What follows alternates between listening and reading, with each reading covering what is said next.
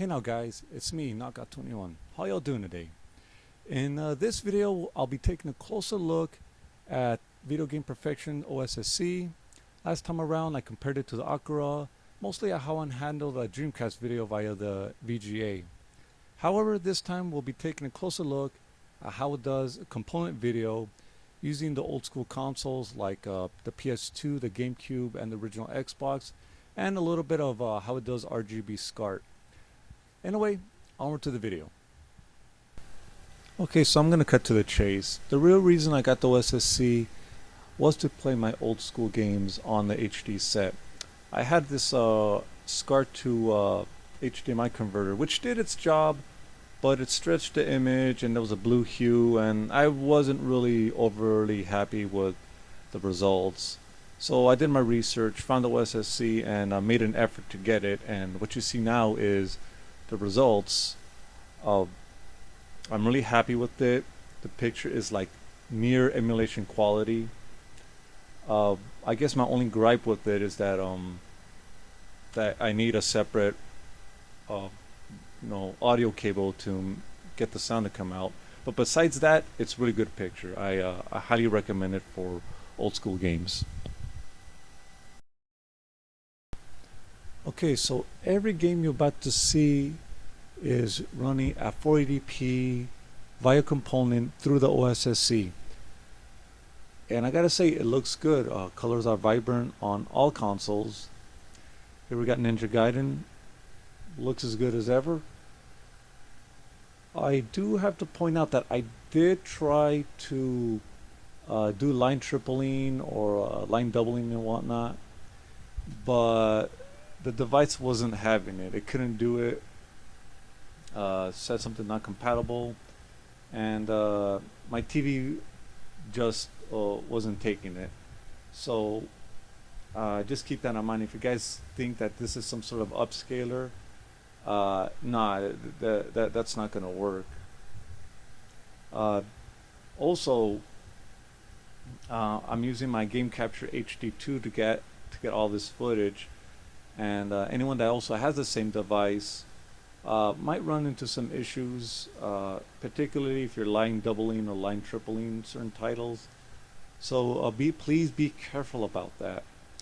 Anyway, next round of footage will most likely be comparison videos between capturing via regular component to as opposed to the OSSC.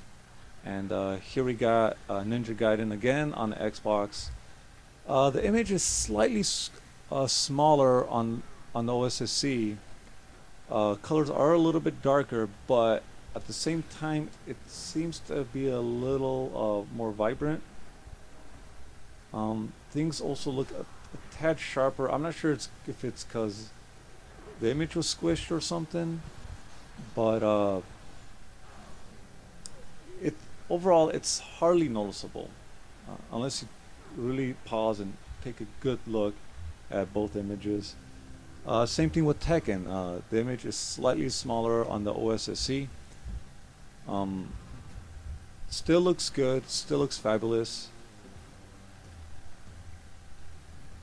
And yeah. However, some people might be put off that the colors do look a little bit darker on the OSSC, but it is not bad. If you're using a PC monitor or a TV by some miracle doesn't have component inputs, then yeah, the OSSC might be something you would be interested in. Now, what you're looking at right now is an original PlayStation game, Ridge Racer Type 4, running off the PlayStation 2. Now you guys are wondering, why am I doing this? Why am I making such a big deal?